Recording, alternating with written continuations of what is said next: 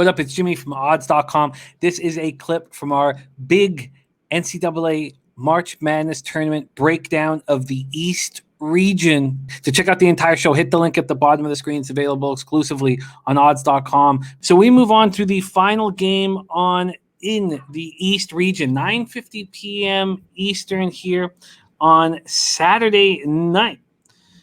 This is another very interesting spot. 9:50 p.m. Eastern. Abilene Christian Wildcats, 23-4 versus Texas Longhorns, 19-7. We're at Lucas Oil Stadium in Indianapolis, Indiana. Here we go.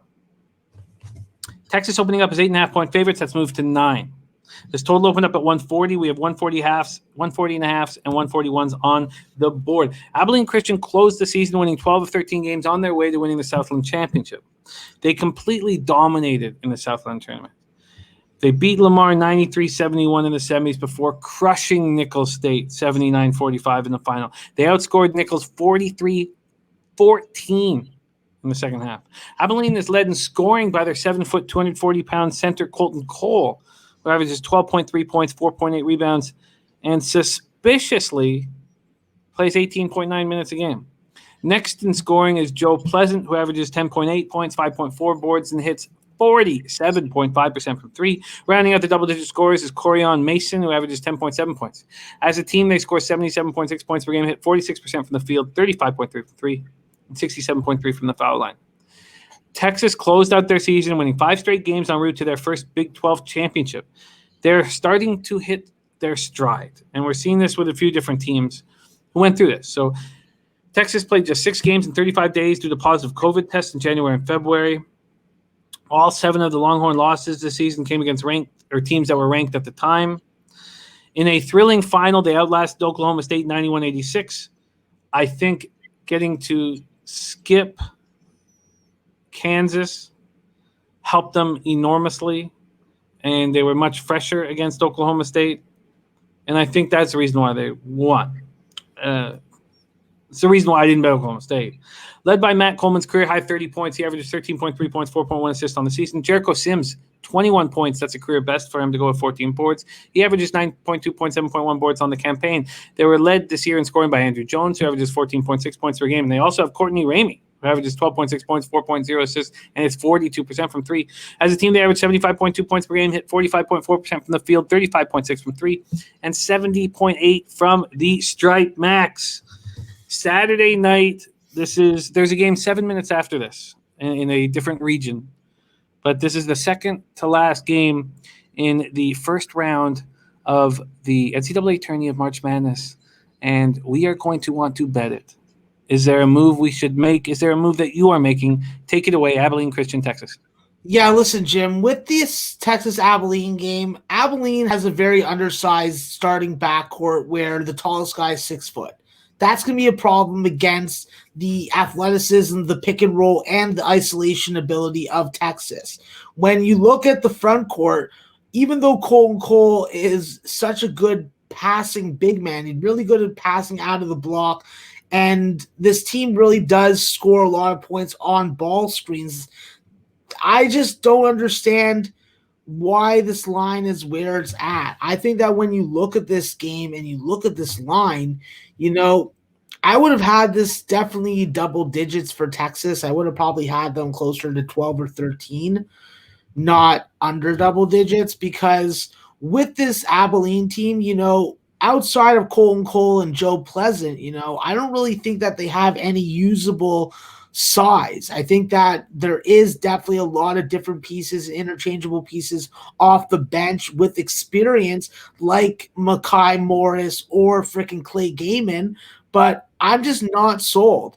I think that definitely this Abilene team has to hit threes. They got multiple 40% three-point shooters. This is a team that definitely does a good job of converting free throws for the most part, but when you look at the size that Texas is going to bring into this game, it's just hard to deal with. And I think that when they're at their best is actually when they are doing a lot of switching on D, disrupting some of the paint action that Colton Cole is going to be trying to create. And I think that the difference maker is nobody that we're going to regularly talk about. I think that the difference maker for this team is Brock Cunningham. When you look at Brock Cunningham, he's a difference maker on defense. He's been able to really make an impact when Greg Brown has been ailing. Greg Brown does a good job of drawing fouls, but he commits enough to elicit a foul out. I think that with Cunningham, they're at their best on defense. I think that they have to really get aggressive in the first half and try and get to that 40-point mark. And listen, both these teams are good in first half, so it's hard for me to decide where I want to go. I think that I would lean towards Abilene being able to surprise Texas for 20 minutes. But at the end of the day, Andrew Jones, Courtney Ramey, and freaking Matt Coleman, those guys off the dribble in isolation with the shot clock down and their decision making, we've seen it way too much already this year. It's too good. This is a big step up for Abilene. I think that if Abilene's able to do just a decent job of being able to stay competitive on the glass and sharing the ball and forcing turnovers, are going to have a chance. But this is a big step up. And the only way that I can play it right now for the great Oz.com audience is just to start with a first half over. I think that's the best play for me right now and the best value that I have based on my numbers. And let's see what you can get me, Jim, because with this Abilene team, they are definitely stingy, but they are playing a style of opponent that really can put them down in the dirt early. But I think there's going to be offense. It's tournament basketball. Let's see what I can get you here, Max. Very interesting breakdown. So we'll start with a 66.5 minus 110 each way. That comes to us from Circa. So that was the best. FoxBet didn't give us a total for first half. Let's see what BetMGM is going to give us here. We are going to get and here we get 65.5. Okay. So that is the new leader at BetMGM with a 65.5. Can FanDuel help us out here? And let me see if I can get it. FanDuel, Texas. So we're 65.5 is the best so far. Here we have a first half total of 66. So 65.5 will be it. We'll give Bet365 a shot. And I don't expect them to be able to beat it. 66 as well. So the best over we can give you is the 65.5 at BetMGM. I like this look. First half over 65.5. Jim, I like it also, but I like also something better. You hit your Anaheim Ducks first period, baby. Plus 190. Yeah, boy. Yeah. That's my only bet of the day, too. Beautiful. Beautiful win. Yeah, my palm's just leaking. Nice. As soon as you mentioned it, I just started just glistening. How much fun is this, man? Okay, first half over 65.5 at minus 110.